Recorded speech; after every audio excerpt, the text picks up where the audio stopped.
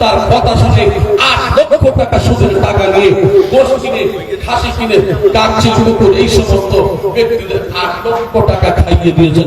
সুবহানাল্লাহ। নফস কন্ট্রোল, কিসের কন্ট্রোল? আল্লাহকে এমন ভয় করেছে যে আমাদের নফস কন্ট্রোল করা 200-500 টাকা 1000 টাকা বার করতে গেলে কষ্ট, আর 8 লক্ষ টাকা সুদের খাওয়ানো 4 টাকারই ব্যাপার নয়। কারণ হে মানুষ, তুমিও মরে যাবে, আমিও একদিন মরে যাব। আমি প্রথমে আয়াতে কারিমা পড়েছি, আপনারা আসেননি। বাল তুসিরুনাল হায়াতাদ দুনিয়া ওয়াল আখিরাতু খায়রুন ওয়া আবকা। এই দুনিয়া হলো ক্ষণস্থায়ী, পরকালের জীবন হলো চিরস্থায়ী।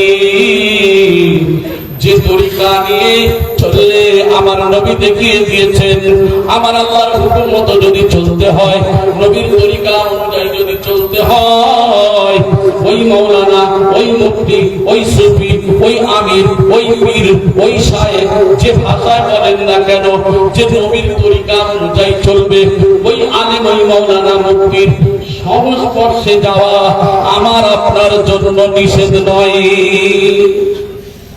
তাহলে 1 নম্বর হলো বিনা কায়দায় নামাজ।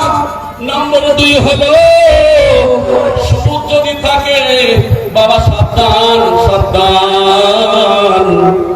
আপনারা জানা ঘটনা, হাবিবে আজম রহমাতুল্লাহ আলাইহি, ইনি এত বড় একজন সুদখোর ছিল যে সুদ যে বাড়িতে যেত আর ফিরত না। সুদের জন্য টাকা আনতে গেছে, স্বামী নাই। আরে মরা ছাগলের মাথা নিয়ে ক্ষুধার জ্বালায় পেট বাঁচানোর জন্য রাস্তার পাশে পড়ে থাকা মরা ছাগলের মাথায় রান্না করবে, সেই মাথা পর্যন্ত বলছে ওটা দিয়ে দে, আমি হাবিবে আজম যেখানে সুদের টাকা নিতে আসি, আমি সেখান থেকে কোনোদিন ফিরি না। মালবে নিয়ে আসেন, বিবেকে বলছেন বিবি সুন্দর করে রান্না করো।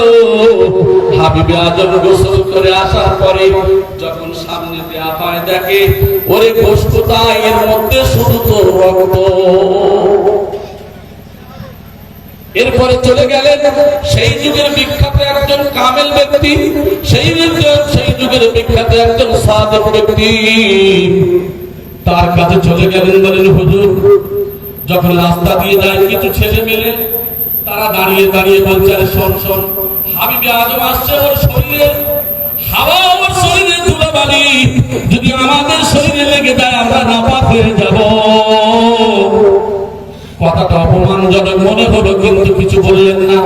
চলে গেলেন সেই সাদেক ব্যক্তির দরবারে, হাসান বসরি রহমাতুল্লাহ আলাইহির কাছে।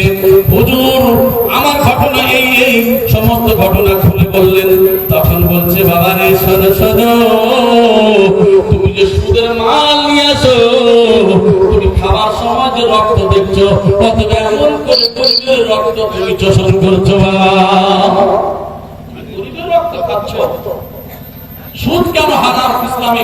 এ সম্পর্কে অনেক কারণ রয়েছে। তার মধ্যে ধনীকে ধনী বানায়, গরিবকে আরো গরিব বানিয়ে দেয়। ইসলাম বানিয়েছে, ইসলাম মানে শান্তি, আর সুদ এসে বানিয়ে দিয়েছে অশান্তি। আমি আপনাদের অনেক উদাহরণ দিয়েছি, আপনাদের মনে আছে কিনা জানা নেই। আবার আমি ছোট্ট করে আপনাদের বুঝিয়ে দিই। যেমন মনে করুন আপনার মেয়ের বিবাহ হবে, আপনার 1 লাখ টাকা দরকার। আমার কাছে এসে বলছেন, ভাই আমি বিপদে পড়েছি, 1 লাখ টাকা দেন, আমাকে ধার দেন, নাহলে সাহায্য